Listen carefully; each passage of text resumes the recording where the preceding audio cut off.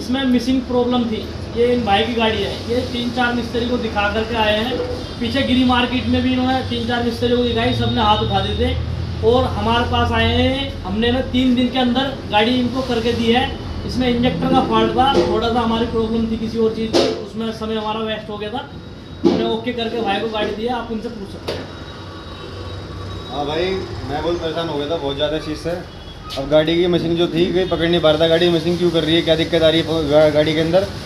पर ये है कि भाई के पास मैं एक अनजान तरीके से आया था, मुझे पता लगा भाई काम करते हैं ठीक ठाक, बढ़िया काम है भाई का। अब मैं यहाँ पर आने के बाद मैं पूरा संतुष्ट उसी से कि गाड़ी मेरी बढ़िया हो चुकी है एकदम। चलिए।